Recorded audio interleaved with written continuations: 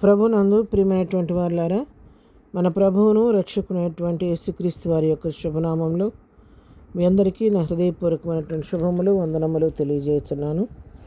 ఉదయకాల సమయంలో దేవుని వాక్యాన్ని ధ్యానం చేసుకుందాము. వాక్య ధ్యానము కొరకు మనం తీసుకున్నటువంటి లేఖన భాగం యెషయా గ్రంథము 49వ అధ్యాయము 2వ వచనం. నా నోరు వాడిగల ఖడ్గంగా ఆయన చేసి ఉన్నాడు, తన చేతి నీడలో నన్ను దాచి ఉన్నాడు. నన్ను మెరుగుపెట్టి నంబుగా చేసి తన అంబుల పొదిలో మూసిపెట్టి ఉన్నాడు.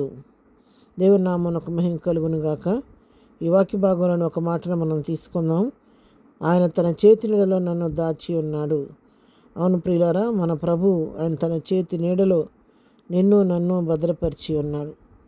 ఆయన రెక్కల కింద మనకు ఆశ్రయం కలుగుచున్నది కాబట్టి ఆయన చేతి నీడలో మనల్ని దాచిపెట్టబట్టే మనం ఇంతవరకు క్షేమంగా సజీవంగా ఉండగలుగుతున్నాం. ఈ లోకంలో ఎదురవుతున్న ఎన్నో రకాల పరిస్థితులను మనం ఎదుర్కోగలుగుతున్నామంటే వాటన్నిటిని జయించుకొని ప్రభు కృపను బట్టి మనం ముందుకు వెళ్ళగలుగుతున్నామంటే కేవలం ప్రభు హస్తం మనకు తోడుగా ఉండబట్టే, ఆయన తన హస్తంలో మనం చిక్కుకొనబట్టే, ఆయన కస్తపు నీడలో ఆయన చేతి నీడలో మనలను దాచి ఉంచబట్టే మనం ఈ విధంగా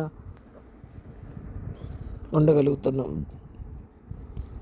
అదే అధ్యాయంలో మనం 15-16 వచనాలు మనం చదువుకుంటే, స్త్రీ తన గర్భమును పుట్టిన బిడ్డను కరుణింపకుండా తన చంటి పిల్లను మరచునా, వారైనా మరచుదురు కానీ నేను నిన్ను మరువను.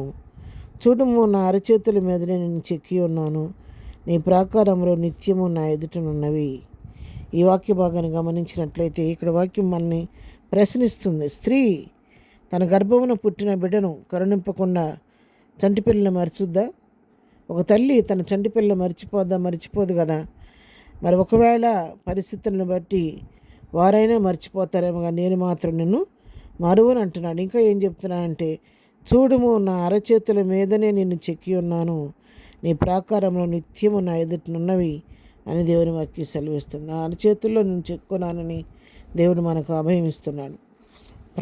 అరచేతుల్లో చెక్కున్నప్పుడు ఒక వ్యక్తి చేతిలో అరచేతిలో ఏదైనా ఒక వస్తువు పెట్టినాడు అనుకోండి, ఆ వస్తువు ఎక్కడికి పోతే అక్కడ ఆయన ఎక్కడికి వెళ్తే ఆ వ్యక్తి ఎక్కడికి వెళ్తే అక్కడ తనతో పాటే ఉంటుంది, కానీ అది విడిపోయే పరిస్థితి లేదనమాట. మన చెయ్యి మనతోనే ఉంటుంది కదా. మనం ఎక్కడికి వెళ్ళినా కానీ, మరి మంచి స్థలానికి వెళ్ళినా చెడు స్థలానికి వెళ్ళినా మన చేతులు మన కాళ్ళు మనతోనే వస్తాయి కదా. మరి ఆ చేతిలోనే నిన్ను ఆయన చెక్కున్నప్పుడు, ఆయన ఎంగ్రేవ్డ్ అంటే ఆ చేతిలో నిన్ను చెక్కున్నప్పుడు నీ రూపం ఆయన చేతిలో ఎప్పుడు నిత్యం అలా కనబడుతూ ఉంటుంది అన్నమాట. ఆయన ఎక్కడికి వెళ్తే అక్కడ ఎక్కడున్నప్పటికి కూడా ఆయన హస్తంలో నిన్ను చెక్కున్నాడు కాబట్టి, నిన్ను నన్ను నా రూపం నీ రూపం ఆయన హస్తంలో ముద్రించుకున్నాడు కాబట్టి, ప్రభుతో పాటే ఆయన హస్తం ఎప్పుడు ఉంటుంది. ఆ హస్తంలో నీవు నేను ఉంటాం కాబట్టి అందుకే ఆయన మన నిత్యము జ్ఞాపకం చేసుకుంటూ ఉన్నాడు. ఆయన నమ్మిన బిడ్డలను ఎప్పుడు ఆయన సిగ్గుపరిచే దేవుడు కాదు, విడనాడే దేవుడు కాదు. నిత్యము మనకు దివారాత్రులు కంటిపాపలాగా ఆయన మనలను కాపాడే దేవుడు.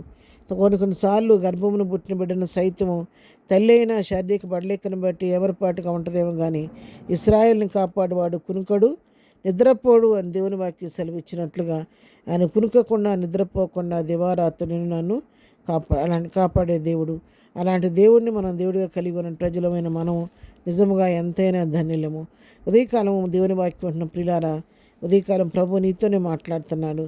నాకెవరూ లేరు, నేను ఆదరణ లేక కొట్టబడుతున్నాను, నాకు నెమ్మది లేదు, నా జీవితంలో నాకు సమాధానం లేదు, నన్ను ఆదరించేవారు లేరు, నన్ను దరిచేర్చేవారు లేరని కృంగిపోతున్నావా, దుఃఖంలో ఉన్నావా, వేదంతో ఉన్నావా? ప్రభు నీతో మాట్లాడుతున్నాను.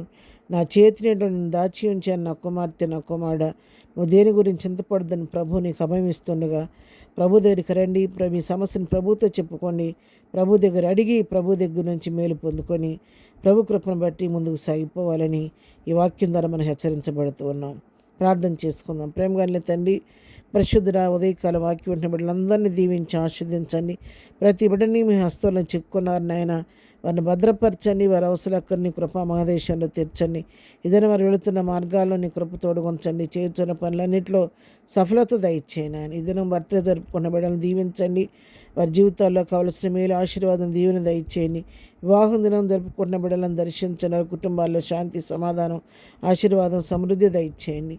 ఈ రాత్రి బలహీనగా ఉన్న అందరినీ ముట్టండి, స్వస్థపరచండి. ఉదయకాల సమయంలో వారి కన్నీటిని తుడవండి నాయన. ప్రతి వారి అవసరం అక్కర్లు మీ నామలో తీర్చమని, ఈ కృపాస్తంలో అందరినీ కాచి భద్రపరచమని శ్రామంలో ప్రార్థించడిగి పొందుకొని ఉన్నాము తండ్రి. ఆమెన్.